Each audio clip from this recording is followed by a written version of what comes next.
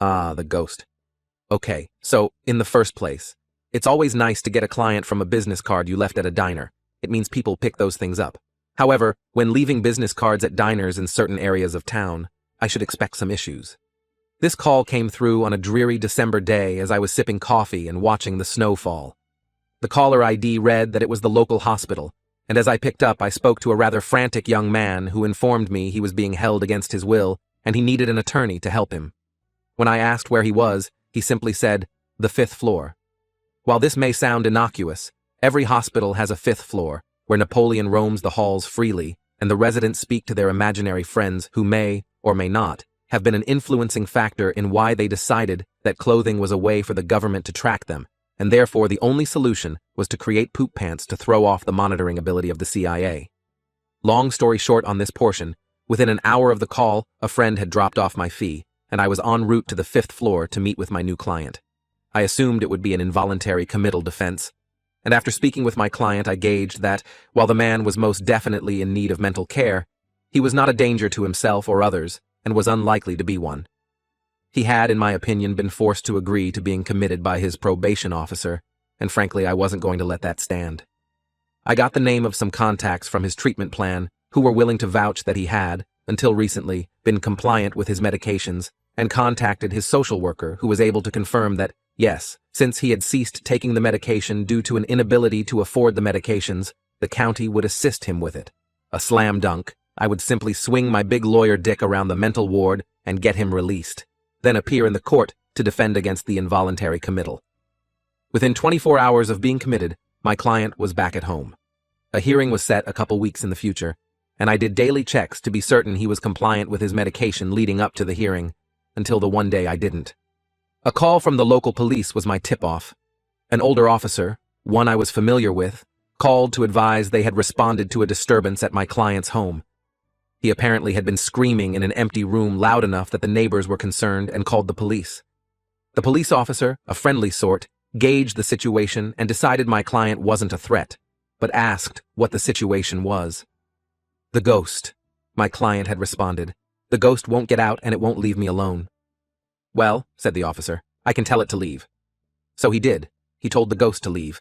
And then, apparently for shits and giggles, told him that it was a civil matter if the ghost refused to leave, and therefore an attorney would need to be contacted. At which point my client dropped my name, which resulted in the cop giving me a heads up. So I call my client, who is inconsolable at the concept of sharing his home with the ghost. Keep in mind, I've been to this guy's house. This is the first I've heard of a ghost.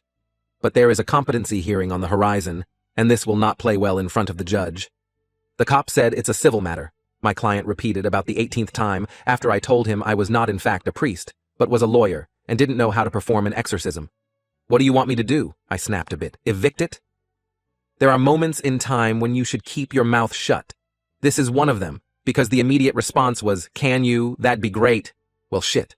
So, long story short, I ended up driving out there with a mock-up notice to quit, addressed to any spirits in possession of the property located at 1313 Mockingbird Lane without any authority under color of law, advising them that their possession was unlawful in nature, and ordering them to quit and surrender the premises, or any portion thereof, within 15 days of the date of this notice.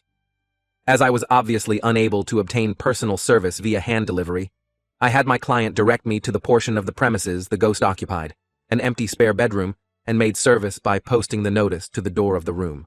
I then announced that the ghost had been served a valid notice to quit and surrender possession, and went home.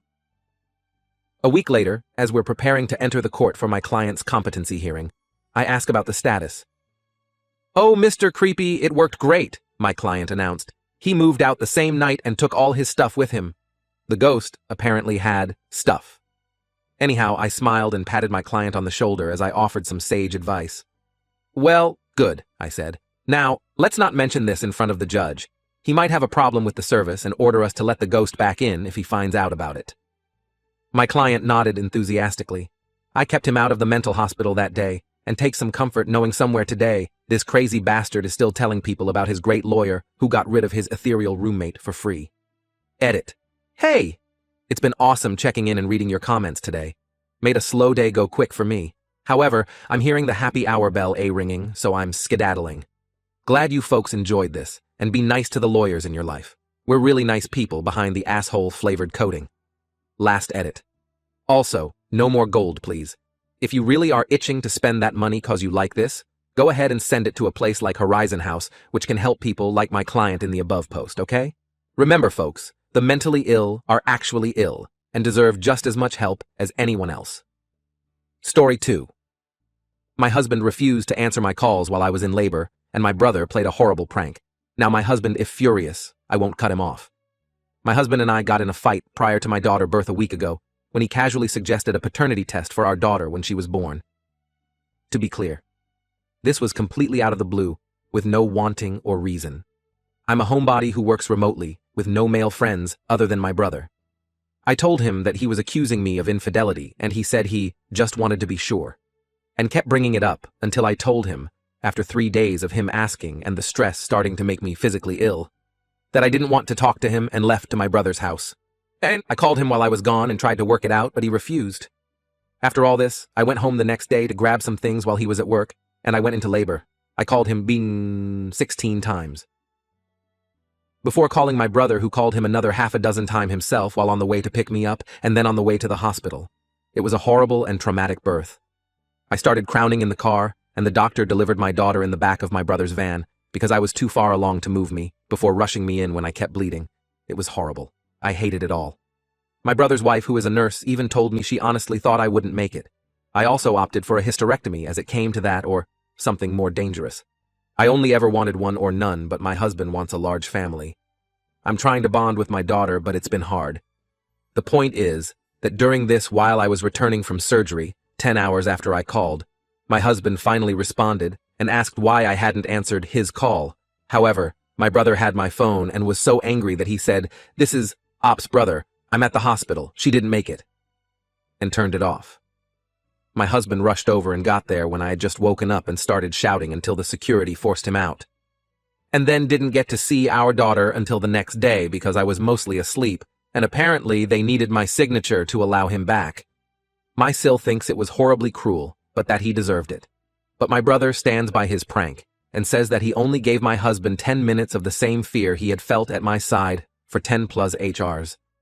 Whenever he sees my husband, he also keeps telling him that I nearly died because we waited for him. My brother used to be mostly indifferent to my husband, but now he absolutely hates him. You can see it in his face whenever my husband enters the room. And he's been visiting a lot because he doesn't trust my husband to care for me while I'm still healing. My husband is furious that he won't apologize and that I won't make him, and yelled at me when I said that the only reason my brother had my phone was because he wasn't there. I am trying to be empathetic. I know he feels guilty. I've spoken to my therapist, and she says the apathy I'm feeling is likely general and not solely focus on him from lingering shock from the trauma. But didn't say much about the prank. My Mill has been texting me to say that my family is horribly cruel for the prank and that I should go no contact with my brother, and now my husband is saying the same. I just don't know what to do. I'm not in a good headspace. It's been hard to be in the same room with my husband, and I've been sleeping in the guest room with my daughter. He brought up the paternity once, and I just exhaustedly told him to either get out of my face or go stay with his mom if he's planning on stressing me out even more. I really don't feel myself, and yes, I am taking the likelihood of PPD seriously, and my therapist, who has suggested that it may be PTSD too. However, I just want more opinions because I just don't know. Update. I can't update the old post, but since so many people reached out, I thought I'd make a new one. So, I don't think this will be something we can come back from. I just don't think I'll be able to heal with him, because there is no way he didn't know it was me calling, and he still hasn't told me why he didn't answer. I know I thought I wouldn't decide right away, but I actually don't want to forget how terrible it was waiting on him, thinking he couldn't possibly leave me like that, no matter how angry he was. I took the time to think of that moment before it all went down, and just how grossly betrayed and scared and alone I felt while the contractions were hitting and I was on my knees trying to breathe through the pain while waiting on the phone while it rang, though. And I just don't think there's any coming back for that. I wouldn't want my daughter think it's okay to stay with a man who destroyed her trust that way either. I will be contacting an attorney and will be meeting with them in the coming weeks. We had a prenup, so it hopefully won't be to hellish, I hope. I feel like this situation became even clearer when my friend asked me if I'd still trust him as the one to sign off on my medical papers, and the reaction to that idea was visceral. I wouldn't, and I want him to get off that legality as soon as possible, in fact. There are roommates I had in college would trusted more. I would have never ignored so many calls from him consecutively unless I had told him expressly that I was unavailable at a specific time, and even then. I feel good with my brother and Sil here with me, especially so with her being a nurse and having been there through the birth. It's really helped us bond in a way that we'd never really had time to. I've also finally told my old friends about the baby, and they are alternating to come and help me out for the next little while. None of this even touched the paternity test, but I'll get it for the proceedings, I guess. So I guess he'll get what he wanted.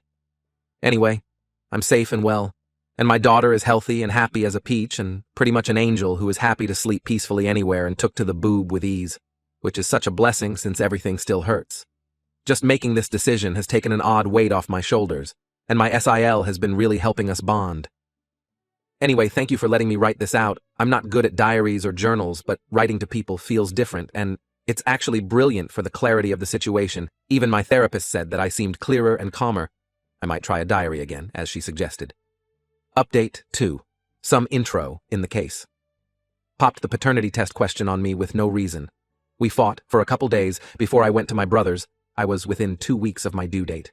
Went into labor, at our house, called him 16 times, Bother called him 7 to 9 more. He did not answer. My brother had to pick me up, had a traumatic birth, was kept bleeding, was lucky to conscious enough to sign for myself to get a hysterectomy when things went wrong. Nearly died. He contacted me 10+ hours later. Unapologetic. Has mentioned the paternity test against the week plus since. Still has not told me why he didn't answer. I will now be going forward with divorcing him, as I no longer trust him as a partner. We do have a prenup. Me with my house and my business, and him with money from his family.